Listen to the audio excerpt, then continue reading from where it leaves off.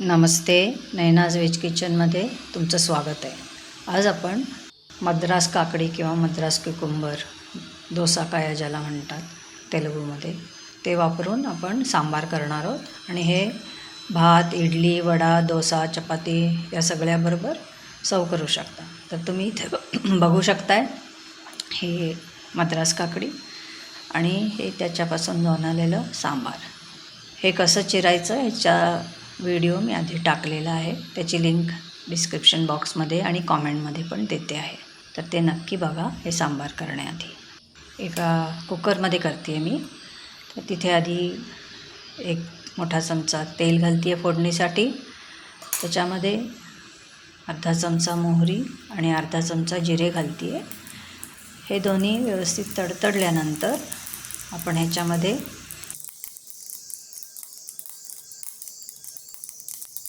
हिंग घालते आहे आणि कढीपत्त्याची पानंही घालते आहे.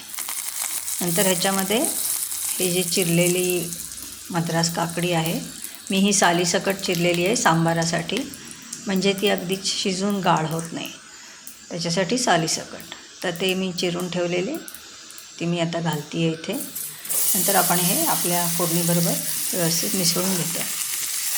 नंतर याच्यामध्ये आपण बाकीचे पदार्थ घालतो आहे. तर इथे आता मी हिंग घालते आहे थोडासा. हिंग तुम्ही आधी फोडणीमध्ये सुद्धा घालू शकता. नंतर इथे एक पाव चमचा हळद घालते आहे. एक चिरलेला टोमॅटो घालते आहे. टोमॅटो तुम्ही हवं तर तुमच्या आवडीप्रमाणे जास्त कमी जास्त करू शकता. नंतर इथे मी तूर डाळ आणि मसूर डाळ ही दोन्ही धुवून अर्धा तास भिजवून ठेवलं होतं. तर त्यातलं पाणी जे होतं त्याच्यासकट घालते आहे मी. नंतर इथे 1.5 चमचा सांबार पावडर घालते आहे. तुम्ही घरी केलेली किंवा बाहेरची कुठलीही सांबार पावडर घालू शकता.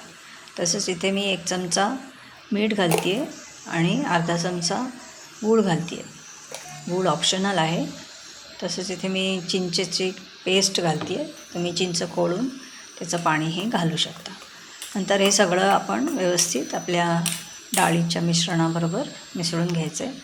नंतर आपल्याला किती घट्ट किंवा पातळ पाहिजे त्याप्रमाणे पाणी घालायचं आहे. मी इथे 1 भांडभर पाणी घातलेलं आहे. ओला नारळ घालते आहे मी. ओला नारळ ऑप्शनल आहे, पण त्याच्यामुळे छान चव येते. तर हे सगळं घालून आपण सगळं मिसळून घ्यायचं व्यवस्थित. थोडी कोथिंबीरसुद्धा आत्ताच घालते आहे मी, नंतरही तुम्ही घालू शकता.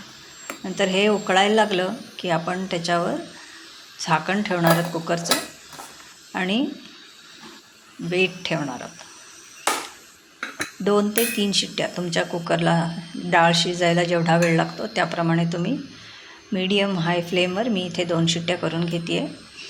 आणि कुकर नॅचरली गार होऊ द्यायचा आहे.